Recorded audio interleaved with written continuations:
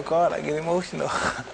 I used to get emotional talking about God. When I'm with somebody who really, truly loves God on the level that I love Him and understand Him on the level that I love Him, I feel that way about Him. So, most times we could talk about God and you could vibe with someone when they're really not there. So you just go through the motions for your own salvation. You explain to them about Islam and the way of Islam, how it is wholeheartedly and truthfully. You know what I mean? Which there's no compulsion, there's no hatred. It's insane how different religions have different variations, and we're supposedly be the same under the same God, which is Allah. And it's a complex situation when we deal with religion.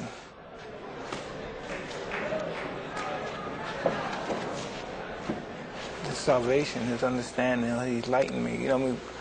Before I became a Muslim, I've known Muslims all my life. You know what I mean?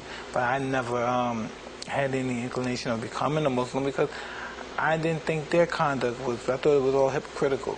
But then when you run into people, individuality allows people to act certain ways, and certain people conduct themselves in other ways, and certain people conduct themselves in ways that are different from that. And I was just saying, a Muslim is just your conduct, and when you conduct yourself Islamically, and only God can judge you, basically. You know what I mean? Men judges men's action, God judges your heart.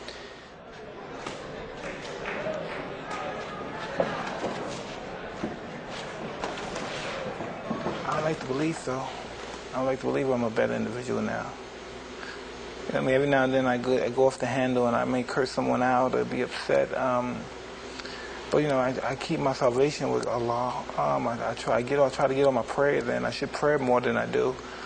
And instead of I pray like probably 3 to 4 times, I should pray the whole 5 times. And I just try, you know what I mean? See, it's interesting, Mike. You've become conservative over the years. I heard you talking about welfare is a bad thing. Private schools may be a good thing. You're concerned about the welfare of your kids. You're concerned about violence. Not that that's a conservative posture. But you've become, in your older age, 31, soon to be, you've become a guy who's become a fairly suspicious and suspect person about the world around you.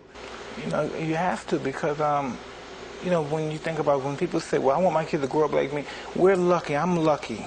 My son may not be lucky to survive what I survived. My daughter may not be lucky to survive. I don't want them to be some radical nuts. I don't want them to say, well, we're going to fight for this cause. I want them to say yes, sir, no, sir, and just go to school. And I know people say, you weren't like that, but...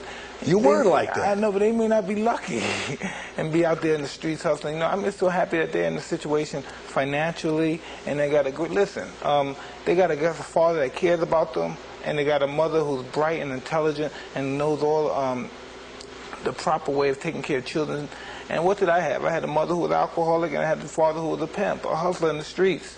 You know what I mean? I don't know if that's going to make them a better person than I am, but hopefully from their situation they get a better life than I had.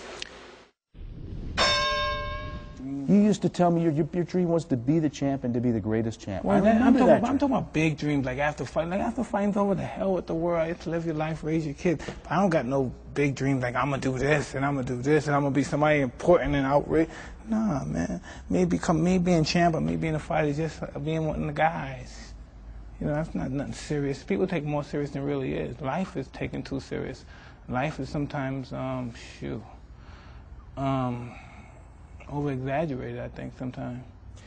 You told USA Today last week that the biggest mistake you've made in your life was to get involved in boxing in the first place. That's hard for me to believe. Now, all the great things that have happened for you, I mean, there's been a lot of bad things. More bad than good. But not because of the sport of boxing, not because of what you did in the ring. No, listen, boxing exposed me. The people in boxing exposed me. The only reason that other people took pot shots at me because people in boxing did. When they saw people in boxing, the writers take pot shots, write books, try to get off and exploit me. Inadvertently, they felt that it was okay, they can do it too. So everybody just took shots at me. That's how come a guy like me, what chance do I have? I have no chance in this country. I can never have started a good life, a healthy life in this country. Because it's widespread that I'm just a bad apple. Do you have more regrets than you have dreams? Yes. I mean, I'm just happy one fight at a time. You know what I mean? I'm not racing to grab no title. It's one fight at a time and establish my livelihood. more so than just anything else. You know, I'm a human being. I never been perceived as a human being. Never. I never always been perceived as a freak, an animal, some young kid that's the strongest guy in the world, or something like that. I've never been really perceived as an animal because I never broke down or cried or showed much emotion about anything that I endeavored. And so I never really been perceived as like a human. Because when people speak of me, they don't speak of me as somebody with feelings or emotions or anything. You got 4 kids? 5? 4. 4 kids. 4 kids, including a brand new baby. Yeah. 4 kids, brand new baby. What should they think of their daddy? That's important, what they think. No one else. It's not important what anyone, it's important what your kids think, what your wife think. What should they think of you? I don't know, they should, they all have different, me and my wife is 2 different, I really don't know my wife that well, understand her. And I'm sure she doesn't understand me because I'm so wishy-washy sometimes. But and some people, that's their main objective, to sit down, to study their mate, and to know their every move for they can. I don't really care. Either you're with me or you're not. What do your kids talk to you about? What do you think? It's love. It's all about love. It's all about kisses, loves, taking them to Jeepers and taking them to little restaurants, feeding them, helping them with homework. You're just a daddy to them. Yeah, it's real simple. You would hope that they would someday get all the information and still admire you as their father. Because? Listen, I don't know about all that stuff, if they're going to admire me or anything. But I know they're going to have the chance to be a good person. They're going to have all the opportunities. You know what I mean? So they're going to make a choice whether they're going to be a bum or a good person. They're going to have the resources. You don't feel you're in financial straits. You don't feel like... Me? I'm That's asking. my biggest problem. I got too much money. It comes too quick.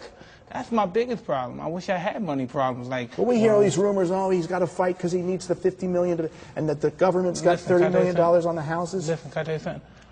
How much, if I owe people $20 million, how many times I have to throw my right hand to get $20 million? The reality, how many times I have to throw it?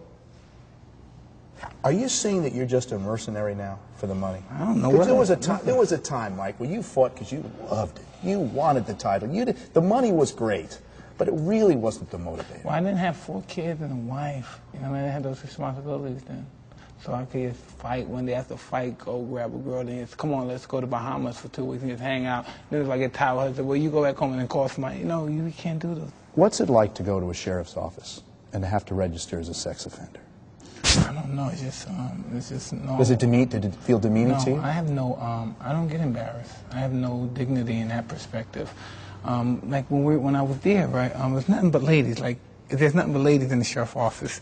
So the lady said, well, what did you get convicted for to be here? Well, I said rape. And I said real loud. And my friend said, no. He said, sexual assault. And the lady started laughing. That's rape. They said I raped somebody. You know what I mean? But after the all ladies came, hugged me, kissed me, I signed the autograph. Because anybody that's a sophisticated adult and they seen the situation that happened, they know that's bullshit. You know what I mean? But you didn't rape her. Listen, we're not gonna go. I don't want to touch it too much, but it's so much bullshit. Yeah, I raped her. Give me a break, okay? Remember Raging Bull, the movie? Yes.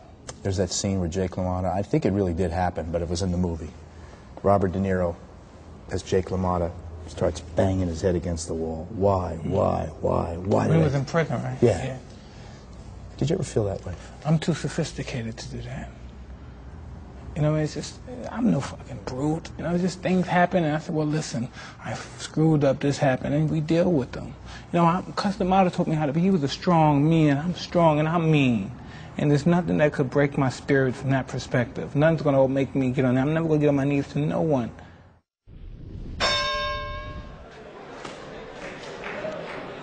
I was around 9 years old, and I was in a reform school in the Bronx. It's located in the Bronx, and it's called Spofford. And one day we went there and we saw a movie, and the movie was the greatest. I believe it was 77, 76, the movie appeared. And after the movie played, Muhammad Ali walked in, and I was just flabbergasted just to look at the champ. It was just, and after that day I said, wow, I'm going to be just like this man. You know what I mean?